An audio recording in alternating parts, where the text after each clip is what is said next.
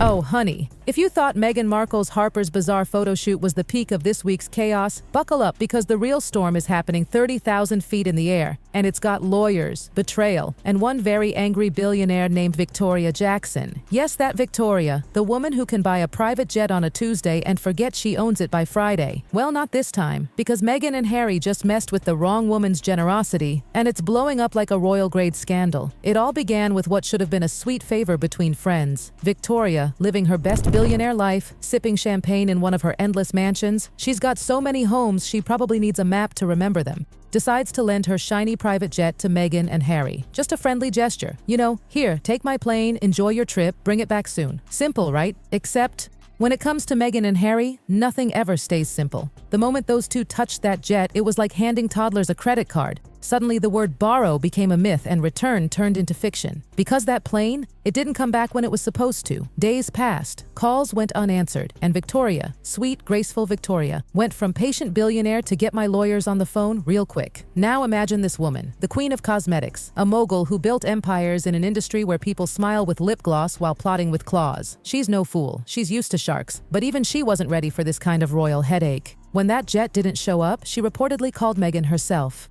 And darling, that conversation, let's just say Meghan's tone didn't exactly help. Instead of apologizing or explaining, she allegedly gave one of those condescending responses that make you want to throw your phone into the ocean. That was it. Victoria's patience snapped like a designer heel on a red carpet. She went straight for the legal jugular. No polite text, no let's talk about this, straight to consequences. And can you blame her? Because this isn't just about a missing jet. It's about trust. It's about being used. Victoria has been nothing but generous to those two, opening her Montecito mansion, her Beverly Hills estate, her New York brownstone, all prime properties that make palaces look like Airbnbs. Meghan and Harry practically had a loyalty card to her homes. Every city, every trip, every excuse, they were right there in Victoria's luxury spaces, sipping tea like it was their birthright. But when the jet came into the picture, the game changed. Suddenly it wasn't just hospitality, it was entitlement. They treated that aircraft like it was an upgrade to their lifestyle package. We'll bring it back Tuesday, turned into, we'll bring it back when we feel like it. And Victoria, she's no one's doormat. The woman's got power, pride, and more lawyers than some small nations. Now she's suing. She's cutting ties. The friendship? Gone. The smiles? Gone. The hospitality? Locked tighter than a Buckingham vault. And let's be honest, this isn't the first time people have whispered about Meghan's pattern. There's always a sparkle at the start. The charm, the charisma, the polished smile that can melt cameras. She gets close, she dazzles, and before you know it, the boundaries start to blur. The favors stretch, the generosity gets tested, until it finally snaps. And poor Harry, Lord bless him, he just drifts along. The man looks like he still can't believe people let him into their houses without checking ID. He's the kind of husband who follows his wife into chaos with that lost puppy expression, realizing things have gone wrong only when everyone else starts whispering. Victoria isn't playing that game. She's old school. She built her brand from scratch, fought tooth and nail in a cutthroat world, and she's not about to let two royal runaways treat her empire like a timeshare. And here's the juicy part. Meghan's been out there bragging about having a new rich friend with jets on standby. Can you imagine the nerve? As if she discovered some cheat code to life. But you just know that new friend is sitting somewhere right now, clutching her pearls and thinking, oh dear, what have I done? Because the pattern is already repeating. Borrow, delay, deny, defend, and then, boom, lawyers. The internet hasn't even exploded fully yet. But when it does? Oh, honey, it's going to burn brighter than Meghan's engagement ring. The fans will divide, the hashtags will trend, and talk shows will have enough fuel to last a season, because this isn't royal protocol or paparazzi drama. This is straight-up friendship chaos, served billionaire style. Victoria gave them everything: palaces, jets, luxury, comfort, and in return, she got stress, betrayal, and a lawsuit. The jet's probably sitting somewhere wishing it could fly itself home just to get away from the scandal.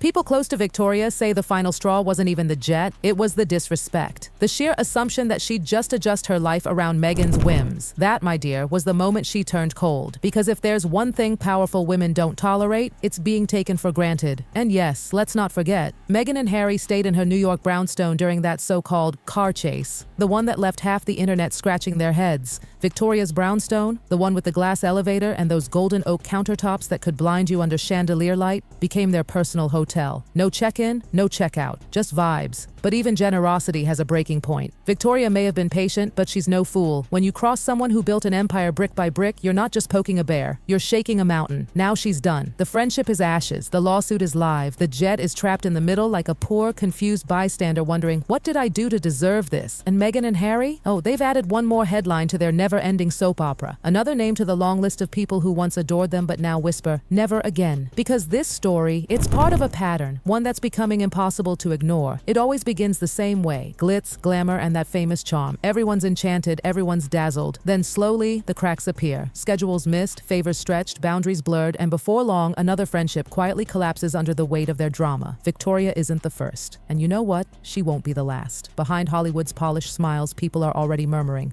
Great at first, exhausting later. These aren't haters, these are friends, publicists, producers, people who actually wanted to help. But after seeing the pattern, they're closing their doors one by one. Remember when Meghan and Harry first landed in California? The whole town rolled out the red carpet. Every CEO, every influencer, every elite circle wanted to be part of the royal rebrand. But now, Hollywood's spiritual radar is flashing red. Folks are realizing it's not just bad luck, it's behavior. You can't talk about your truth forever while burning bridges in the same breath. Eventually, people start connecting dots. Every scandal, every fallout, every misunderstanding, they start to look less like coincidences and more like a pattern of self-inflicted chaos. And here's the heartbreaking part. They don't even seem to realize it. Meghan and Harry keep moving from house to house, host to host, friend to friend, wondering why people pull away. But the truth is simple. You can't keep taking without giving back. Even billionaires have limits. Victoria's lawsuit isn't just legal, it's symbolic. It's the sound of the last door slamming shut. It's the message echoing through high society dinner tables right now. Enough is enough. People are talking, quietly, politely, but firmly. Is it worth the stress? They're asking. Do I really want to lend them anything? And when those questions start making rounds in Beverly Hills and Montecito, you can bet the invitations start drying up faster than champagne in a royal toast. Each new scandal chips away at what little public goodwill they have left. You can only blame the media for so long before people start side-eyeing you. When every few months there's a new feud, a new fallout, a new lawsuit, it's not coincidence anymore. It's consistency. And Victoria, she's the first domino. The first one brave enough to turn friendship drama into courtroom reality. The others are watching, taking notes, whispering names, because once one powerful woman says no more, others stop pretending everything's fine. And soon, those once friendly doors start closing quietly. Not with anger, but with exhaustion. And honey, when the billionaires stop picking up your calls, you know the party's over. Because in that world, relationships are currency. And Meghan and Harry are overspending like there's no tomorrow. The saddest part is, they still think they're the victims. They'll probably frame this as another misunderstanding, another attack on their truth. But the truth, the real truth, they've alienated people who actually cared. People who opened homes, hearts, and in Victoria's case, literal skies. And now, that jet,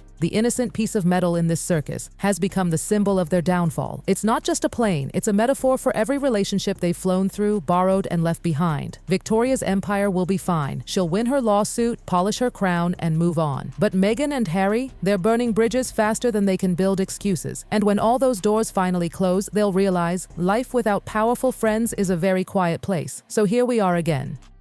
Another week, another headline.